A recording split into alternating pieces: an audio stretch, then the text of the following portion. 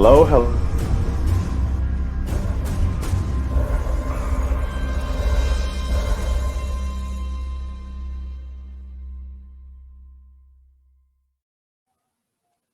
Hello, hello. My name is Hannibal Taboo, and I am very, very happy to be here doing some interviews with you at Baltimore Comic-Con. We had a little bit of a mix-up with the link, but we're going to move on and get this show on the road. I am very, very excited to talk to my first guest here. And he is a letterer who you have seen his work in virtually every major company's book. He's really super talented. And because Black people often have a challenge, I'm going to let him tell you how to pronounce his name properly so I don't screw it up. Name is Darren Bennett. So I usually tell people say Aaron and put a D in front of it, and that usually helps things out. We normally have to figure out stuff like that very young. I've got so many tricks for spelling my name and so ways to avoid George Papard and Anthony Hopkins. It's really crazy. I always just tell people, like the general, not the doctor. Yep. Thank you for being here with me. I'm really, really excited to talk to you because we've got so many great things to cover. I want to jump into it. So first of all, you are a part of a historic creative team on Excellence. Right. To my knowledge, I don't remember the last time a high-profile book had an all-Black creative team that way. And the best part about it was that it wasn't like, oh, we're going to try to throw together a creative team. It's an organic thing. You guys came together and created something really amazing. Could you tell me a little bit about, and I'm going to come back to what I promised you was my first question. Could you tell me a little bit about what the process was like, getting you engaged with Excellence, and what you're feeling about what's happening with the book and what's happening with the characters? Oh, I guess the start of it was I developed a relationship with Brandon online. Like we've been, talking to each other on social media for a long time, never really connected in person, but we knew we wanted to get on a project together somehow.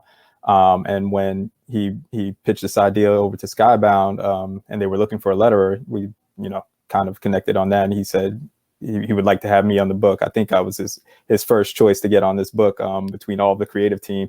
And so, we really pushed that, and they reached out to me. We just made it happen. I love it.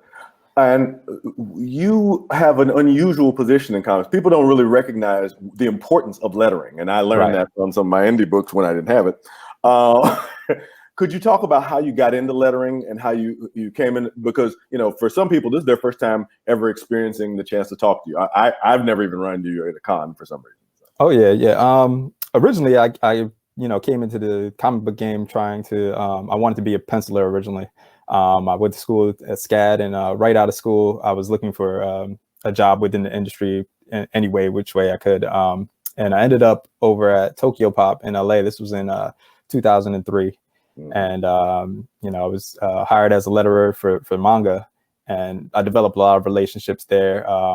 Mark Panicia over at Marvel, Paul Morrissey, who's been with a number of publishers and is with Blizzard now. So those early relationships that I established kind of helped get my foot in the door. They would, introduce me to other publishers and other people, and even, hand me some work themselves. And so those relationships were what really started it. And my passion for lettering grew out of what I was doing over at Tokyo Pop. So that's really how I broke into the industry and just fell in love with type and type design. And here I am now. I'm curious because typography is such a specific discipline. There's so many specific things that you can change with typography in terms of, the way a sound effect hits when the Hulk punches a thing in the face, or the way that smaller lettering on something can convey whispering or whatnot. Could you talk to me about how you first came into it and maybe some of the lessons you've learned in terms of developing your skill since then? I think some of the biggest lessons I've learned were in, standard comic book conventions. Like you learn early on, whisper balloons, and you try to just use what tools are available to you to try and convey exactly what you need. So when you see the dotted lines around a stroke, that's whispering. And now, as time goes on, you're looking at what other people are doing in the craft. And I think it was, sometime midpoint in my career, maybe around early 2010s, I saw people start to use like gray balloons for quieter voices, or or you start to use like the different thought balloons, like because thought balloons aren't really used right now. So there would be different ways on using thought balloons. And so you just kind of look at the conventions that are standard of the whole industry as a whole, and then try and adapt and try and come up with your own little twist on it. And that's really the thing that I learned, just use what's there and build on that, and try to, tell the story the way that people understand it. Because if you start to try and break the mold with, it's like they say, you only break the conventions once you know how to use them, once you understand them. And so that's sort of the same concept. Use what's there, and then you can break the rules once you learn the rules. Okay, let's talk about excellence specifically. I know that one of the things I really like about it is the way they've got the tree designed to show the different families there. Right. They've popped excellence up on the screen for us, which is an outstanding book from Image and Skybound. Yeah. What specific sorts of things, when you were approaching this project, did you look at and see that you could introduce through lettering, through typography, through design, and things of that sort? One of the first things I'm looking at is Kari's work. Like his line work is so bold and striking, and you'll notice that my balloons reflect that. Usually, you have this thin singular weight around the balloon, but here I've got kind of a bolder stroke around the balloons, and it has these tapering lines kind of matching what he's doing with the art style, because you want it to look sort of as if the artist is doing it themselves. So that's one of the major things that I'm doing. And then beyond that, it's just trying to make it feel like sort of a mystical element. We have these captions in there that are these torn scroll type captions. Mm-hmm. So you try and build this universe, build this, this world, and use lettering to shape that. So everything that you see in there, I think recently in issue 9, we have this sort of magic effect where he's tapping and downloading information into his head, and mm-hmm. I use this sort of a USB type caption in there. And so like you take what's there again, and you just apply it in a way that's creative and fun, and sort of makes readers identify how the type is coming into play with the art itself. And so that's really my goal, just merge the type with the art, and we can go to business right there. That's so clever. That's outstanding. I also want to talk about one of my favorite books on the stand, Far Sector, with, talk about another murderer's row of talent on that book. Yeah. Far Sector, one of the things that, thank you for showing that on the screen there. One of the things that's really interesting to me about Far Sector is some of the different ways the different species talk. The ant people, the digital people have their own specific way of talking. When you were developing the book, how did you approach each one of those and say, okay, this is the way this should go, this is the way this should go, and this is the way they should play together? Right. I was really looking at it from every time I'm developing any sort of different font on a balloon, I'm looking at how it sounds. Like you're trying to convey sound through text, and that's really what I want to do. So with the at, I'm looking at it as a purely digital thing, and so you'll see the type is this digital typeface. Whereas everything else is more organic. So we have the mixed case dialogue, which is a little more organic, has rounder shapes or whatever, and even the balloons for the at are these squarish balloons, like computerized voices. So you can sort of see that synthetic sound displayed in the lettering. And even with when we're looking at them through speaking through electronic devices and everything, like it's different from the at speaking, because you want to separate these different vocal styles visually. And so that's really my approach, is taking the sounds and sort of mimic them visually, and see what's going to land, what's going to speak the most to the art style there, and really convey to the reader, oh, this is what's happening on the page through this typography. When you have so many different types of speaking forms there, do you keep some kind of cheat sheet, like a little sample set of things that you've done next to you, or how do you manage so many different types of communication in the book? Yeah, on each page that I do, we have a template, and so like what you won't see on the page is outside of that file. I'll have like all of the things that I've built into the template, whether it's the at speak, the city speak. City speak is all that the gibberish language that you see throughout. And so like you'll have that on the side of your template where you're working. You can just pull from those elements so that you're not confused as to what's, and I'll label them out and tell you this is who's speaking here. If this is a specific character, this is a specific caption. And so even if someone else was to pick up this book beyond me, they can tell easily, oh, this is what he was using, and you can carry forth through each letterer. As a project manager, that I want to thank you for that, just in case you ever win the lottery and go off and do something else and stop doing this book. But I love that book, and I definitely want it to keep going. I'm going to also ask you about the Milestone reboot project. Oh my God! Yes. So you were one of the first people to see that script, I'm sure. Oh yeah. So when you cracked into that script and you kind of started stretching out, what were your thoughts as you were thinking, okay, this is how I'm going to depict this? What were your thoughts of what was happening in the script? Well, one of the things that everybody usually gets that question. What's your dream job? What's your dream project? This is it. I came into comics, through Milestone. When in my early readership, that's what I was drawing. That's what I go to the comic book shops for every day. And these are the stories that compel me to want to draw and want to write. And so this is like a dream come true for me. So that's like a kid in the candy store. I opened that up. I'm like, oh, wow, okay, what are we doing with this? So I immediately jumped into my attic, pulled out the old issues, looking at what was done then.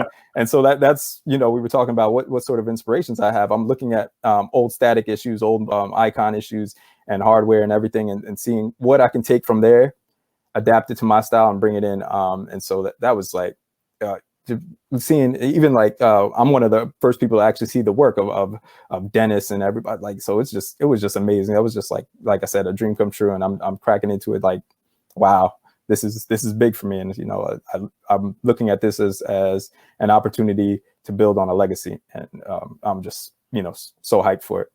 That's fantastic. I can't wait to see what's coming there. But you actually brought up, there's several things you brought up that I wanted to ask subsequent questions about, but unfortunately we've got a limited amount of time. Hopefully you and I can sit down and talk another time about it. But with, you said that working on this was a dream project for you, that if and you also said something earlier about mid-career. I hope your career's got a lot more legs in it than just the years we've seen thus far. Right.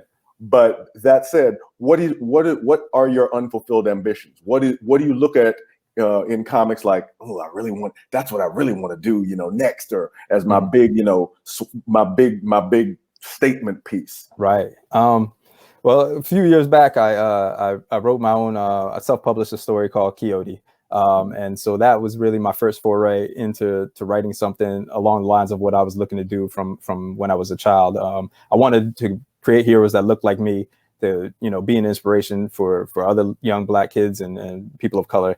And so I created this story with this character, and that's really one of my things, to just see this through and see that through. And beyond that, like I said, I was telling you how Milestone was a dream come true for me. And so I'm down to pitch a story. I would love to write an issue of Static, even if it's like a one shot or something. And so following through on this writing thing, that's my next step. That's my biggest goal, to fulfill those dreams as a child and create more stories for people to read later on, and be inspired by what I'm doing, just the same way I was inspired by what they were doing. I definitely hope we can see that. And I hope you can letter the same book so you can get 2 checks. That would be beautiful. That would be a beautiful thing. Thank you so much for sitting down with me. Thank you for coming through. You are nominated for the Ringo Award for Best Letterer, which I believe, if I understand things right, you will hear those results in a few hours. So definitely good luck, and to you and all the other nominees. And thank you for joining us. I'm going to segue into our next creator, which is going to be MK Reed. MK Reed is coming up right about now. Look at that smooth transition from the production team.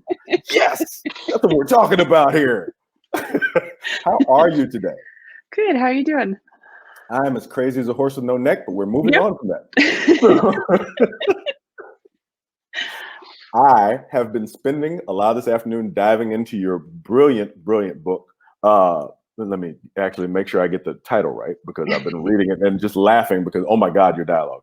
Penny Nichols, am I getting this right? Yes. Penny Nichols, nominated for the Ringo Award this year. And I got to say, if you have never thought about working in television or film, please do, because your gift for dialogue is breathtaking. Thank you. I am the co-writer of this book. There is another person who is responsible for some of that, Well, probably like half. You're not going to make it very far in Hollywood not stealing all the credit. I will That's tell true. you. But that is Greg Means, and he was delightful to work with, and we're old friends. So writing it together, we basically started just like cracking jokes, and then like we'd look at what we had, we're like, yeah, this goes in. So it was pretty fun to work on. Was it like the movie outline in the book with a whole bunch of half-written notes that you had to make it? It started that way and got smoother because you can't improv it or fake it like I assume you can with TV and movies. Doesn't work so well. No, not when the artist is like, what goes here? Indeed. As I told our last guest, Darren, that I'm a project manager by trade. So when I read that she saves it by the power of organization, my heart was literally a Twitter. So for all the people who haven't had the blessing that I have to be able to dig into this book, could you talk to them about your now Ringo nominated, I believe it's also Eisner nominated, is it not? Am I reading that right? Eisner nominated and Oregon Book Award winner this year. We swept all the nominations for everything. I love it. Could you tell the fans who may not have had the pleasure that I have to be acquainted with this book about Penny Nichols and about what makes this book special, not just to you, but for an audience? So Penny is a temp worker who kind of doesn't really know where her life is going to go because she's in her 20s, and that's just how it is. And then she meets some indie filmmakers who have been like shooting in their backyard and are varying degrees of good. And she takes the loose napkins that are a script and kind of starts pulling in things together so they can shoot a movie before the director's wife has a baby and actors go off to college and everyone gets too hectic to make the movie. And I actually wrote it a really long time ago. The artist Matt Weigel had 3 kids during the course of drawing this book. So it's a documentary. A little bit. It ended up being sort of autobiographical because by the time the book came out, I was also project managing for comics. So, and it's just herding ducks, no matter who's working on it. I like that you chose ducks because ducks can be on land, air, and sea. That's funny. I like that. I see what you did there. I see that. They can go underwater for periods of time, and you just don't know where they are. It's a fun job. Yeah, I'm going to be sobbing after this. Anyway. So, this book, as you mentioned, with the multiple honors that it's received, has definitely caught a lot of people's attention. Do you believe that, given kind of the zeitgeist of the time that we're in with, oh gosh, are we all going to be stuck in our houses with a pandemic forever? And oh gosh, is the world going to come to an end? And is Cthulhu going to burst out of the South Pole? What's next? Do you believe that kind of ennui gripping a lot of people has something to do with the connection they feel with this book? I don't know. I think it got nominated for a lot of awards because it's speaking to people who like do creative things for a living and who go and find themselves like getting caught up in a very low paying but rewarding job, and can't always explain why to their family, like they want to do this thing, but they know that that's it. And it's it kind of, I don't know, it other creatives nominating things for awards probably feel a lot of the emotions that we wrote about in this book. Absolutely. That may have been in our favor.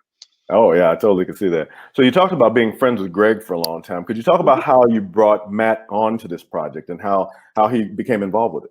Oh, sure. We shared a studio for a little while when Matt lived in New York. He's a Philly guy largely, but we were both in Brooklyn around the same time.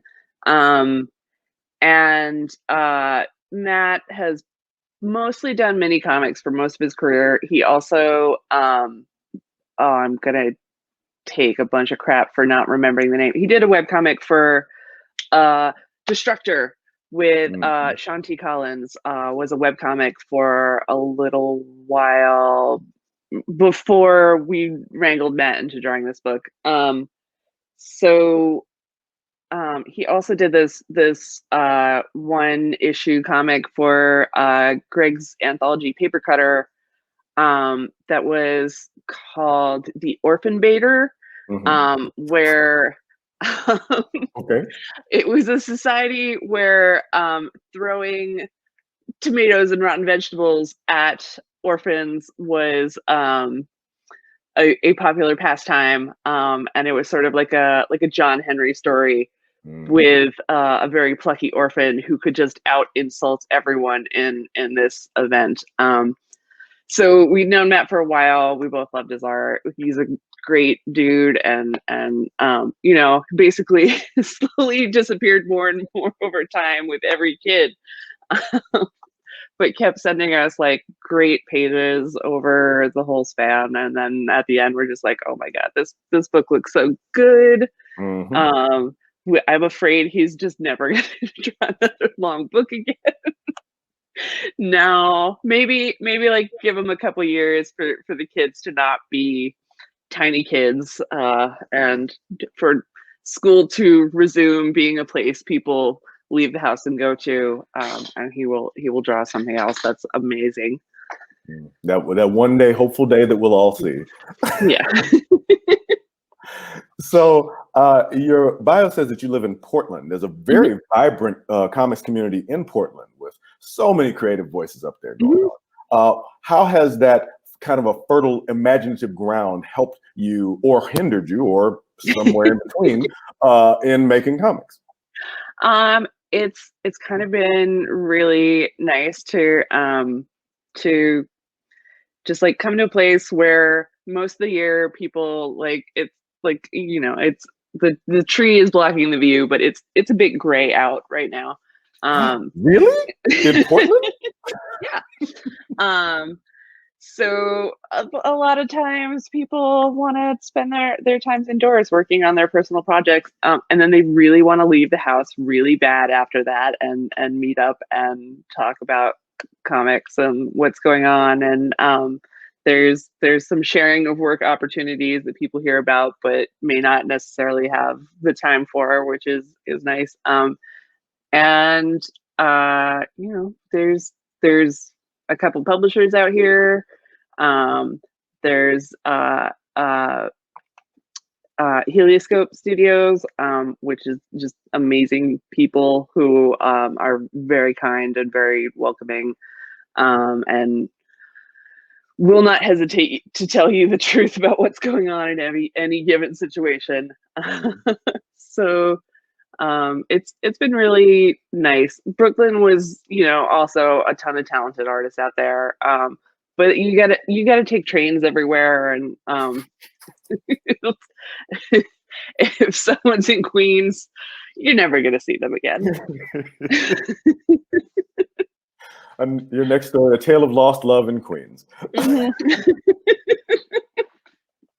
All right. Well, also, given that you are in Portland, it would be almost remiss not to talk about one of the elephants in the room, that there have been some pretty exciting things going on in Portland recently. And that, you know, possibly marked for death by the president. But how have you, you know, how have you kept productive? How have you kept going, hearing all the noise outside in the world? It's really hard. It's you know, there was a military occupation of my town for a while. It's pretty weird. But at the same time, you know, it's not like when they say anarchist jurisdiction, it sounds so much cooler than it actually is. And like I wish a little things were that cool, but it's not really any different going to the store than it was like before May in quarantine. It's still my worry is that like the businesses that are downtown and everything people are staying away from them more at night just because all of that's going down. But it's kind of like you wouldn't know unless you were in that set of blocks, or like not listening to what people were doing in that area. Like if you just like put on the TV and turn it off and we're out in the suburbs, you'd probably never know anything except what you're hearing. And I don't know, it's a mess. It's really yeah, it sucks. Hang in there. Hang in there. We're like really hoping that the mayor gets out of town. So fingers crossed for 2 weeks from now, have my ballot sitting next to me and need to go drop it off. Because we do have mail-in voting and it works really well when people don't interfere with it illegally. It's been great. Like, you know, when I voted in New York, I didn't know who like people running for town council were. And now like I don't know until I get the ballot, and then I have time to Google them and see who's super weird or like super right wing and like should not be in government. It's nice to know about the people you're electing. Well, I'm glad to hear that you won't be going full Snake Plissken up there anytime soon. Because, even though I think you could pull off the look. I think you can pull it off. I can. I have some clippers back there. I can, you know, get a good mohawk mullet thing going on pretty quickly when when it becomes necessary. All right. So, question then: now that you've climbed to such great heights with all the honors that you've received, what's your next horizon? What are you looking forward to? What's the next hill that you want to conquer? Let's see. Going out like to a restaurant and meeting friends, kind of. That would be amazing. That's so sad. No. I am working on other comics right now. TBA. That are like kind of some fun fantasy themed stuff. One for kids and one for adults, and then another nonfiction book that I don't know. Somehow I would like to get them all done the next year. That would be nice. That's my goal. That's my not sad goal. Well, like I said, as long as they don't, wall in your city, you should be fine. Thank you so much for taking the time with us today. I really appreciate it. I mean, Penny Nichols is very funny. And I definitely, hope to wish you the best of luck tonight with the award. And we're next going to be moving into another creator who is David Jesus Vignoli. I'm going to ask him if I'm pronouncing that right. Yeah, I mean, it's almost right. I mean, because it's not Jesus in Spanish, but it's Jesus Portuguese, but it's all right. Unfortunately, I grew up in the United States, so my education was not so great. I apologize. Thank you for taking the time to us. Congratulations on your nomination. You are up for Best Cartoonist, Writer / Artist, Best Original Graphic Novel, and Best Presentation and Design. Overachieving a little bit, maybe? I'm hoping I can get at least one award. Would be good. That would be good.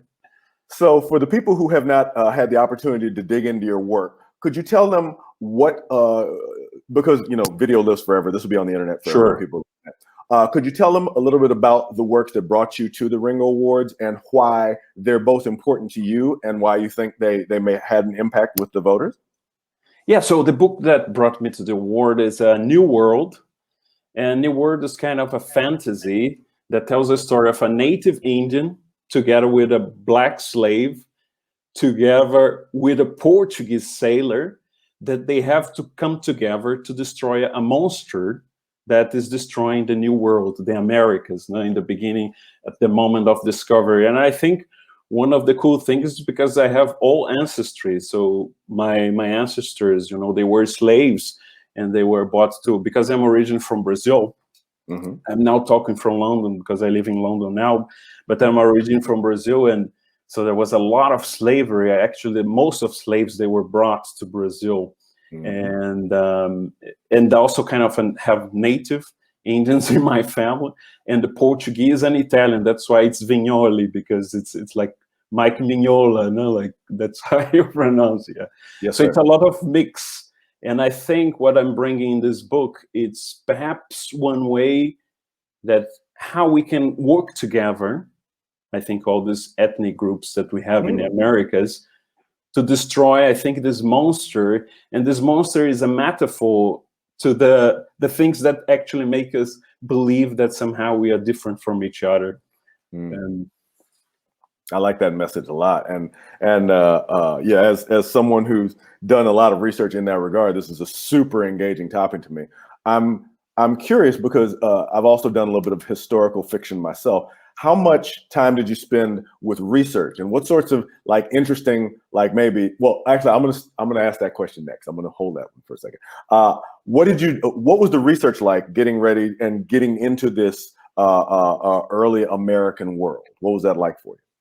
yeah, so I think probably for me it was fascinating, because what happened, for example, in my case and the case of Brazil, and I think most of American countries, is that we know very well the European heritage, but for example, the African was completely cut now with slavery, and the natives as well. I mean, we don't know anything. I don't know the language. I don't speak anything about the natives. So there was a kind of a big opportunity for me to dig in and to dive and to get to know more about these civilizations, because they're kind of very difficult. Also, you don't have so much knowledge about them.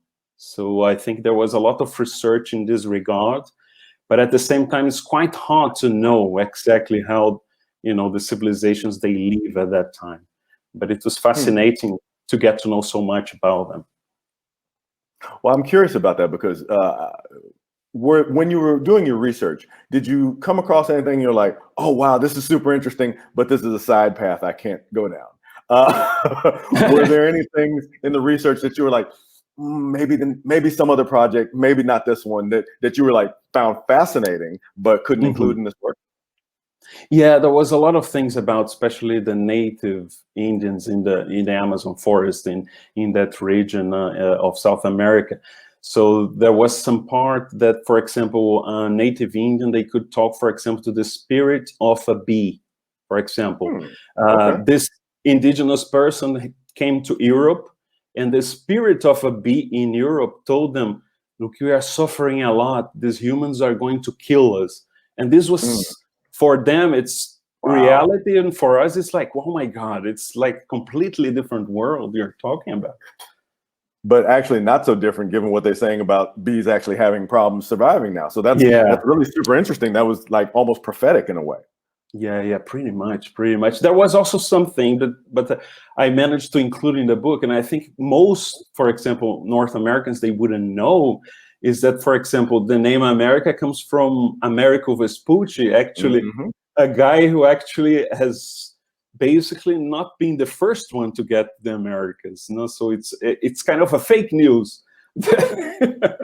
That's a very fair. You're making a lot of direct parallels. They're making me like, oh, okay, where you going? So, could you talk to us about the reception for this book when people see this book? I mean, because the cover is breathtaking alone. Oh, thank you. When people see this book, could you talk about what's the reaction that you've been getting back from people who've been able to enjoy it? I think people enjoy a lot, actually, the fact of having a fiction, because it's a historical fiction.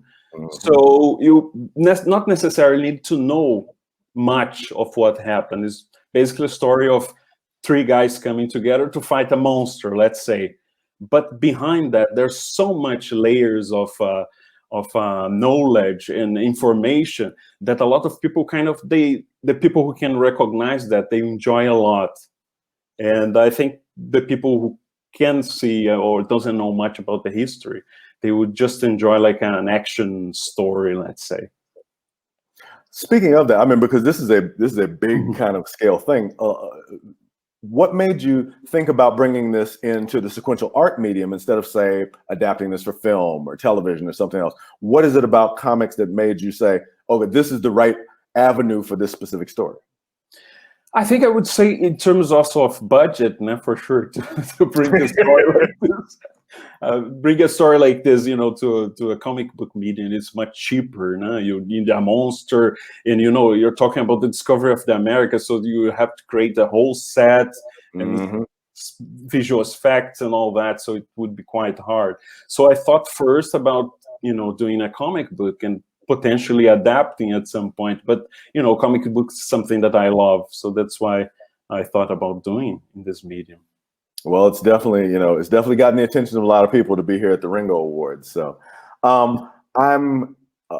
when you got your start in comics, what brought you to this field? What's your kind of secret origin story, and what things have you learned, especially since you started, that you wish you may have known a little bit sooner? What brought me to comics? I mean, in Brazil, it's actually quite, people are obsessed with comics. And one thing that I think is a big difference to what we have now in the US is that we have newsstand, comics books in the newsstand. So all children, they buy these comics. And at that time, we had even like a small format, like a small size comics. And the comics, for example, we have in Brazil, you have like Spider-Man. So it would be like the main character, but you have like Guardian of Galaxy in the same sort of like a digest. Yeah, exactly. So this was quite nice. So to get the different characters and so on. So I was fascinated about that. So I think it's probably the same origin story of many artists. Like we just enjoy reading comics and we want to do that. Mm-hmm. And where do you think, when you broke into comics, how did that kind of work out? What were your first contacts, your first kind of, oh, this is going great, oh, this may not be going so great? What sort of things like that happen with you? So I started actually pretty late. So this is my second graphic novel, but I was doing zines and like my own stuff and even web comics. But the first time that I was really published, this was 2 years ago. I did a book called Girl in the Himalayas, and was published again by Boom, by Archaea, and it was fantastic because I was always working with illustration, and I always wanted to do a narrative, like connecting both illustration and storytelling. So graphic novels is the perfect medium for this. So I started late because most of the time you think, I think comics won't make me kind of pay the bills in the end of the month, man. There are challenges with that, but we're glad you joined the party nonetheless. Yeah, this was great. Huh. Okay. I'm sorry. I just got a note from our producer sending me something. I'm going to ask another question and then I'm going to answer him because I want to focus on you. So, when you look at what you've accomplished with the first 2 books that you've done, as you say, what do you think is the next horizon that you're looking at? What do you think, I haven't accomplished this yet in terms of my creative career? What do I want to get done? I would like to definitely kind of keep on publishing graphic novels, but I would definitely kind of like to see those creations in cinemas or in a series. And I think probably would be the next step for many artists not to see kind of those creation brought to the big screen, really. I would love to see it. All right. Well, yeah. We'll find out very soon whether or not you will be receiving the Ringo Award. Congratulations to you and all the nominees, and thank you so much for taking time with me. I appreciate you. We're going to have one more person coming in. We're going to have Megan Stevenson coming in to talk to me about her webcomic, The Crow King. So let's have her come on in. Thank you. Thank you. Hello. Oh my God. I'm here. How are you? Very tired. It's 9 p.m. where I am, actually almost 10. So I'm staying up for this. I appreciate you taking the time. Because I powered through your entire webcomic in the last 24 hours, and holy crap. What a champ. There is 90 episodes of that thing. I can't believe you did it. You said you were going to do it, and I was like, mate, it's fine if you don't. Like, there's a lot. It's okay. I'll forgive you, but I'm actually quite impressed, so well done. I like this All right, so- graphic. I'm like, I don't know what happened here, but so they can clear that. Well, I'm gonna just go ahead and ask you a question. So, Yeah. first of all, the world that you created for the croaking is so thoroughly done. Like even You little like it? teeny details about the shoes of them and how the windows work and whatnot. I mean, what sort of groundwork did you put into creating this amazingly rich and deep world? How much time does it? I mean, how much time does that take? I mean, probably just a lot of thinking. I don't know, like you kind of have to just design things around things that are functional. So like you think about birds and how they have the talons and on the back of their feet and stuff. So you're like, if you're landing, you probably need some kind of resistance to stop you from sliding or whatever. So I put the little metal talons on the back of the shoes and like made them different designs and stuff because humans like designing things. So I don't know, it was just a lot of like thinking, and it originally came from just like I had a dream about it. It sounds stupid, but like about the prologue bit with them like meeting on the cliff and stuff, and it was literally just going to be a one shot like short story or whatever. And then I was sitting there and I was like, there's actually like a lot more to this story that I could probably tell, and it just kind of spiraled from there. Like it just became what it is, and it is a lot, and we've only finished one season so far. So I'm very, very. I mean, because like, I was just going through it, and my wife was like, "Shouldn't you go to bed?" I'm like, "Yeah." I gotta scroll. And I was just going through the relate. What I also love is because normally I say never read the comments, but your commenters are so engaging and so just genuine, talking about the way they feel about these relationships between these characters, especially of course Kai and Skra, who've got everybody worked up about things happening. The ship name is Sky, just so you know. It's kind of because Skra and Kai. I didn't think about that before it happened, and someone mentioned it, and I was just like, yes, I planned this, all of this. But yeah, I'm very lucky with readers that I get, because you can get like a few that are like kind of ruin it for everyone, because like it gets into that toxic fandom culture kind of thing. But like my readers have been really good, and like they do encourage me to keep posting, because you really need that encouragement sometimes, especially with like a weekly webcomic where you're just like, sometimes you're just like, I don't feel like doing this, and like sometimes you have to like scroll through the comments and like try and get that motivation going again and be like, no, my fans need me, I've got to put this out. And you just kind of like power through it. But you can't see like my eye bags on this, but like I don't sleep much. I can relate to that, and then I'll make sure to drop some of those comments in there myself, because I really enjoy. Please do. Can't wait for the next season. I'll hunt for 'em. When you got word about being nominated for the Ringo Award, well, how did that make you feel in terms of validation for, as you say, the hard work that you put into this and all the time you spent? We do like a good bit of validation. I was nominated last year as well, which was amazing. It was for best webcomic and cartoonist, I think, then. And like just to see the people that I was up against or whatever, I was just kind of like, this is like, I mean, it's essentially top 5 in the world, right? Like when you get nominated, you can look at it that way, you know, make yourself feel like extra special about it. But yeah, no, like just seeing like the complete like power players that you're up against, sometimes you're just like, I'm just a little webcomic, but I made it here, so like maybe I'm okay, like maybe I'm doing good, maybe my stuff is all right, like, so like it does make you feel a bit better, and like, you know, we love to see it. Well, I definitely think you're underselling the quality of what you have. The thing that I really appreciated was how each character has their own story going on. They're the star of their own story. That this one woman who does not want to be married to this other guy has this whole story arc going on, and the way it weaves in and out of the other stories and affects them. And I mean, just it's really masterful work. It's really impressive. What I really tried to do was that the main character, Kai, right? You think that you know who he is, like he's just a little himbo, You don't. blah, blah, blah. You don't know who he is. You don't like, know. You think that he's like the most innocent little bean, blah, blah, blah. And you're like, he's actually the most sus. Let's not spoil it. Let's not spoil it. Because I'm not spoiling it. I'm just getting people hyped for it, because like you got to read it to find out what happens. But yeah, because there's some surprises in this book that are really worth seeing. I've only got a minute before we're going to go. What is the next thing that you want to be accomplished? What's the next big thing that you'd like people to see aside from season 2, which is coming out when? November. Great. Probably late November. I'm launching it in November too. I know how that is.